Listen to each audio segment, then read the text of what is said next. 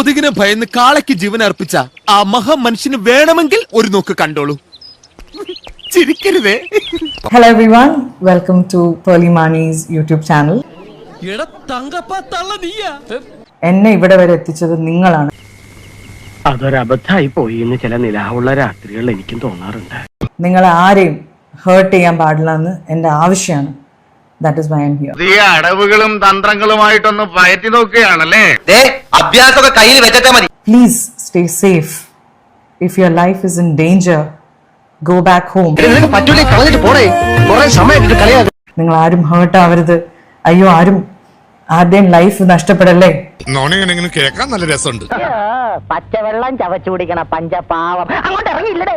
നിങ്ങളുടെ life danger ആണെങ്കിൽ നിങ്ങൾ വീട്ടിൽ പോകണം. ഇതാണ് ഞാൻ എന്റെ മനസ്സിൽ ആലോചിച്ചത്. നീ എത്ര പുളു വേണമെങ്കിലും അടിച്ചോ, പക്ഷെ കേൾക്കുന്നവർ കൂടി ദഹിക്കണം. എനിക്ക് വായി തോന്നുന്ന ഞാൻ പറയും. ഞാൻ ഇത് പറയുമ്പോ നിങ്ങൾ എല്ലാരും വീട്ടിൽ പോ എന്നല്ല ഞാൻ പറയുന്നത്. നമ്മുടെ സ്റ്റുഡൻസിന്റെ വോയിസും അവരാവശ്യപ്പെടുന്ന കാര്യവും ഈ വലിയ ഒച്ചയുടെ ഇടയിൽ അത് മുങ്ങിപ്പോകരുതെന്ന് ഞാൻ ആഗ്രഹിക്കുന്നു. ഈ ഒരു പോസ്റ്റാണ് ഞാൻ ഇട്ടത്. ഇതിട്ടത് മാത്രമേ എനിക്ക് ഓർമ്മയുള്ളൂ.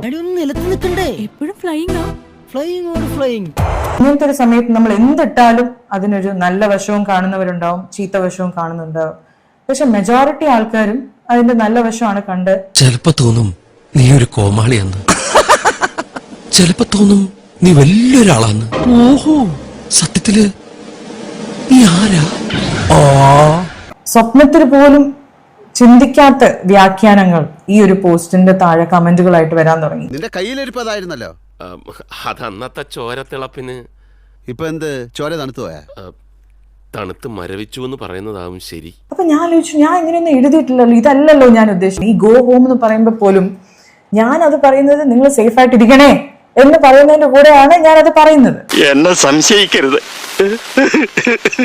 ഐ എം നോട്ട് സെയിങ് നിങ്ങൾ ഇത് നിർത്തിയിട്ട് നിങ്ങൾ വീട്ടിൽ പോകണം. ആ ഒരു മൂഡിൽ പറയാൻ ഫസ്റ്റ് ഓഫ് ഓൾ ഞാൻ ആരുമല്ല. Nobody to say that.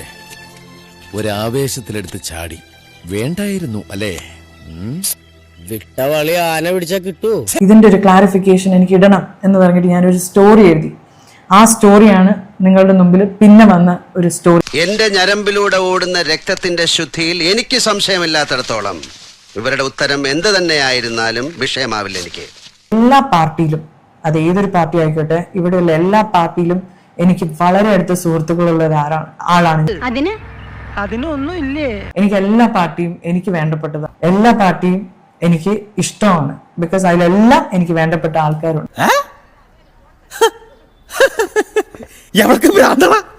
ഞാൻ ഈ വീഡിയോ ഇടുമ്പം നിങ്ങൾ എല്ലാവരും എന്നെ ക്രിട്ടിസൈസ് ചെയ്യുന്നത് നിർത്തണം എന്ന് ഞാൻ ഉദ്ദേശിക്കുന്നില്ല. You should criticise. ഇവിടെ പറയുന്ന നിനക്കില്ലേലും കേൾക്കുന്ന എനിക്കില്ലടാ ഒരു ചളുപ്പ്. നീ ഒന്ന് നന്നാവെന്ന് ഞാൻ വിചാരിച്ചു. എനിക്ക് തെറ്റിപ്പോയടാ. എന്നാ ഞങ്ങൾ അങ്ങ് ഇറങ്ങട്ടെ. ആയിക്കോട്ടെ, സന്തോഷായി.